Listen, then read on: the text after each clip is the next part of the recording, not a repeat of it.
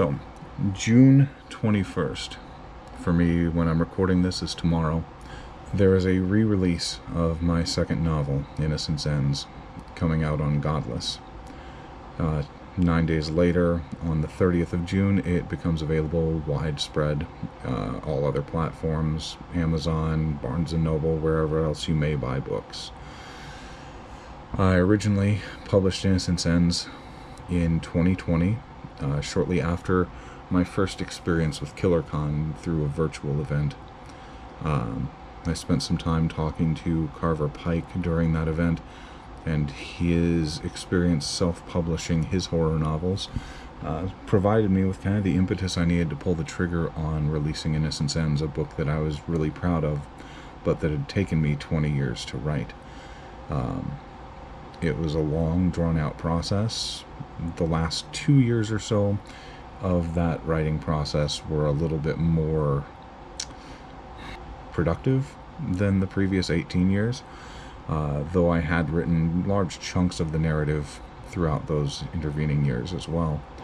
I was happy with the novel. It sold well enough that I was able to get myself into the Horror Writers Association, so I mean, it wasn't a failure by any stretch of the imagination, especially for somebody who had only written one novel before, and that had been a decade earlier.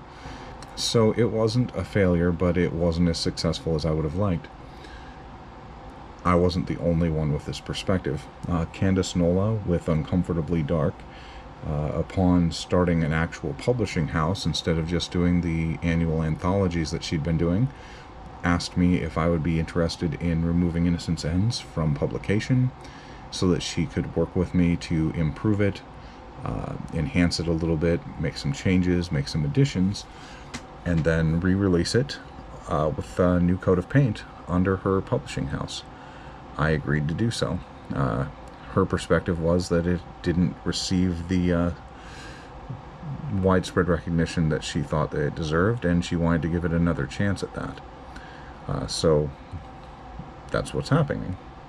It's coming out new and improved. It's been expanded on. It's been fixed here and there. There's a fairly large section of author notes at the end, including thank yous to the people in my life who actually helped to inspire that book.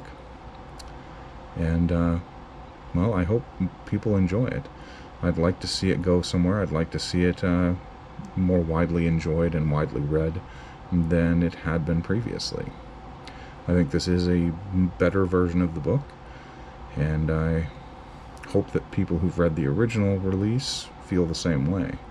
I know Candace does, of course.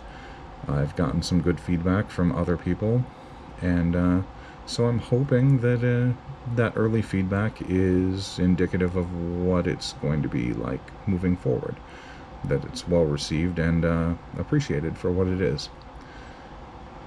So I definitely recommend checking out Innocence Ends whenever you get the opportunity to do so.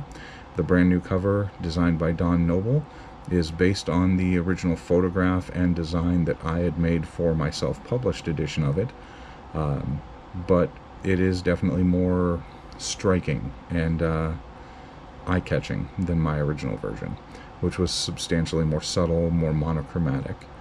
So I think overall this is a good experience. It's been positive, and I think that what is coming out tomorrow on Godless, June 30th everywhere else, is definitely a superior product.